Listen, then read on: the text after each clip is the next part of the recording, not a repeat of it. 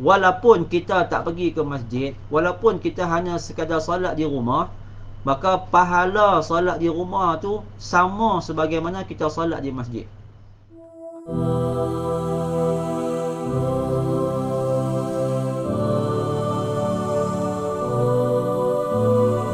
Nak semayang di mana saja pun boleh. Nak semayang kita di atas tanah boleh, nak semayang di padang boleh, nak semayang di pejabat boleh, nak semayang tak mana pun boleh. Bukan mesti kena semayang dekat masjid. Kan? Ni perkara yang perlu untuk kita faham. Maksudnya kelebihan yang diberikan oleh Allah Subhanahu wa taala kepada umat Nabi Muhammad sallallahu alaihi wasallam adalah boleh melakukan amal ibadat, boleh semayang di mana sahaja asalkan tempat tu suci daripada sebarang najis. Jadi kita yang ada pada hari ni, bila mana hari ni PKP, masjid tutup, tak dibenarkan untuk kita solat berjamaah, maka kita pun solat di rumah. Tak ada masalah kita solat di rumah. Kan, solat ni di mana-mana pun boleh. Walaupun kita tak pergi ke masjid, walaupun kita hanya sekadar solat di rumah, maka pahala solat di rumah tu sama sebagaimana kita solat di masjid. Bahkan ketika mana kita melakukan ibadat, ketika waktu uzur sekarang ni, maka pahala yang diberikan oleh Allah Subhanahu wa taala adalah berlipat kali ganda. Contoh, bayangkan orang yang dalam keadaan uzur macam kita sekarang ni, bila mana kita tak pergi ke masjid untuk solat berjamaah, solat di rumah sahaja, tapi dapat pahala macam solat di masjid. Itu yang pertama, pahala pertama. Tak jalan kaki pergi masjid pun, tapi dapat pahala jalan kaki. Tak solat di masjid, tapi dapat pahala macam solat di masjid.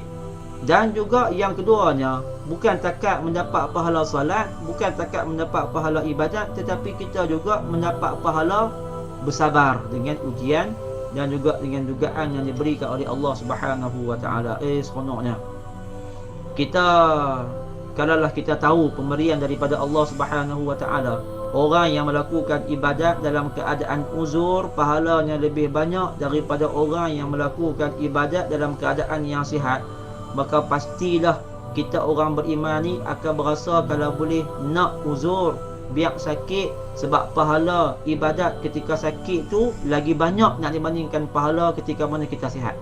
Dapat dua pahala, untunglah. Pahala yang pertama, pahala ibadat penuh, solat kita macam solat di masjid. Yang keduanya adalah pahala, yakni pahala bersabar dengan ujian daripada Allah Subhanahu wa taala. Dua pahala. Kalau orang yang sihat, dia solat dekat masjid, dapat pahala solat di masjid sahaja. Tapi kita yang solat dalam keadaan uzur sekarang ni, walaupun solat di rumah, maka dapat pahala macam kita solat di masjid, dan juga kita mendapat pahala bersabar dengan ujian daripada Allah Subhanahu wa taala. Sama juga dengan orang yang bila mana solat dalam keadaan berjarak-jarak. Solat dalam keadaan yang berjarak-jarak adalah perintah daripada kerajaan, orang yang berautoriti.